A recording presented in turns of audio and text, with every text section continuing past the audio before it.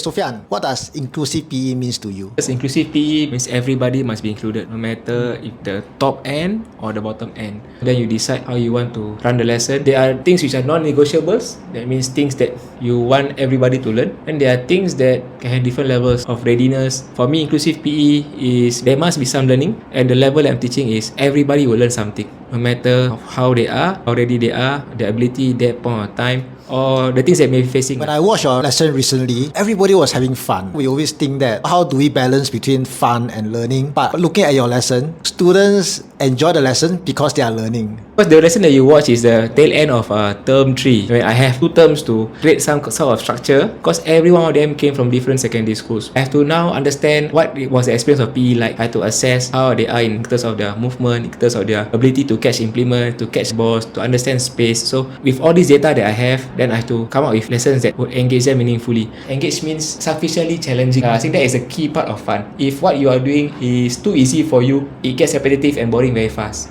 If what you're doing is too hard for you, it's very hard to be interested and motivated to go on when all you face is failure. It feels like assessment is a big part of your lesson. Many years ago when we talk about differentiated instruction, it's always about ha, ma, la. But I don't hear you telling me you're splitting them into 3 groups. You're spending a lot of time talking about meaningful challenge and you are really assessing the students. Assessment is to check for understanding. And checking for understanding, it also gives you feedback. For me is, I want to assess them because I want to know how I can better have them to better engage in my lesson. And engagement will allow me to add the next level of what I wanted to learn. Assessment for me is having visually to look around and being ready. I'm thankful that I've been teaching for 17 years. Probably I see A happening, I can predict that B is going to happen next and C will happen thereafter. So I use my experience and I try to predict. Even when I predict, generations change. I need to also be adaptable to understand that I cannot be fixated with what I think was right 6 years ago. After every lesson, I spend maybe 5 minutes thinking about that lesson. So I just write that down. This data helps me when planning for the next lesson. I just want to make sure nobody's left behind. It means I need to know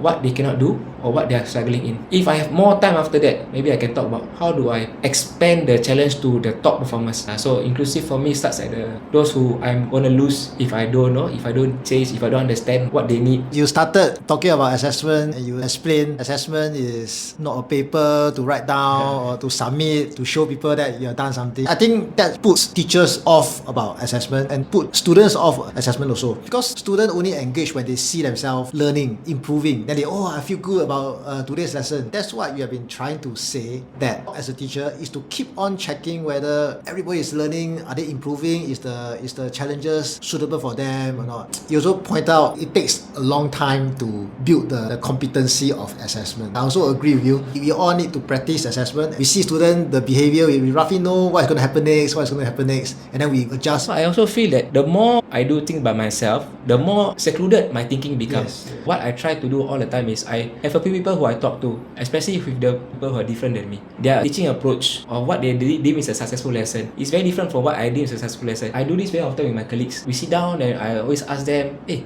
talk to me about your lesson. I'm an invasion games person. Now I have my colleague who sits beside me. He's a that barrier guy. So when I engage with my colleague who talks to me about that eye, then I begin to now focus and I begin to read a bit more about what does the study show about this. Recently I read a book about doctors. You can have the best diagnostic tools to diagnose what kind of sickness the patient is having, but actually it's still not good enough. Doctors will still make mistakes. So like what you say is that you take a long time, a lot of collaborative learning with colleagues to really understand what student really is. It's quite good. Sometimes my colleagues allow me to sit down and watch their lesson.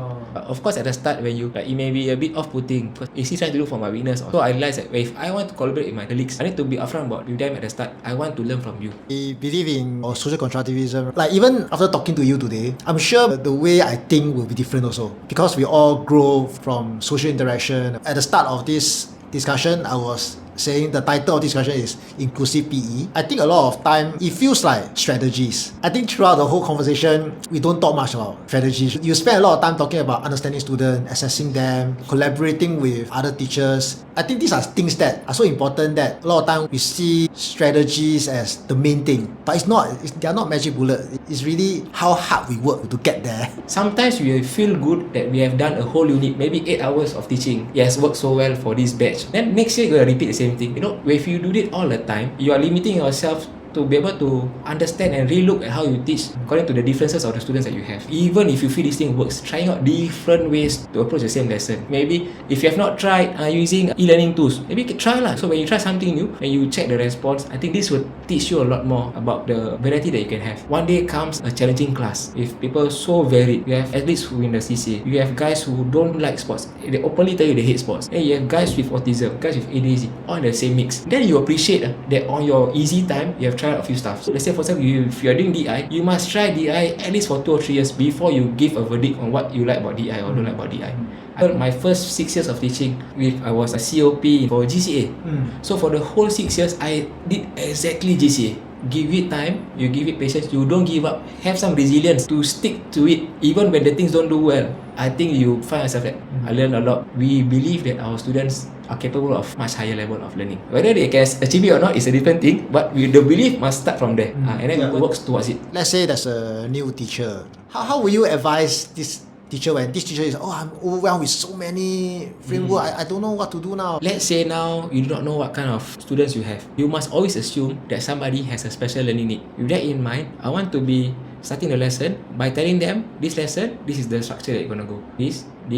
A student with autism will really love this, having that structure in mind. Okay, I'm gonna start this, A, B, C. There's some sort of assessment. If I can do it, this is a successful lesson. Hence, you must have a flow for a lesson. Then there must be some sort of assessment because you promise them if they were able to do certain things, it means they have a successful lesson. So how do you check that? So once you have this in mind, the structure of starting it, telling them the flow of it, then you go through the flow, having that simple assessment to let them know how much they have learned from this. You end lesson by telling them, recapping how successful they are in this lesson and prepping them for the next lesson. I think the biggest challenge for a teacher at the start is when the things don't go to plan, then you get so affected. Like maybe somebody now coming in, there's discipline issue you have to settle, somebody suddenly crying, breaking down. So all these things in mind, you must have a way for you to give yourself a safety net. So the safety net for me is always this. You start off lesson, tell everybody this is the flow. For them, they understand. Even if now this thing is too easy for me, there's something else for me to do. There's a A, there's B, there's a C. So I think a new teacher should start with that structural lessons first, and then any pedagogy that you want to try, then you can start to fit in.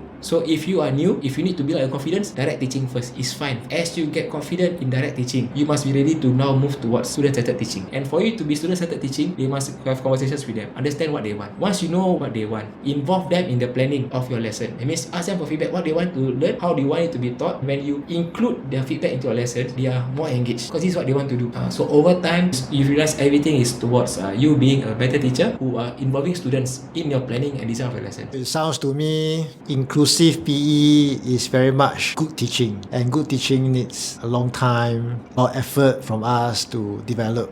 If your lesson plan are so generic that it can apply from A to B to C to D, doesn't matter who the students are, then maybe you need to check lah. Are you sure that you understand the students enough? TSR, teacher-student relationship, is very important, especially in PE. High TSR solves a lot of issues. But to have high TSR, you must have the time for you to really now go in. Don't be overly concerned with your lesson. Go in and have conversations.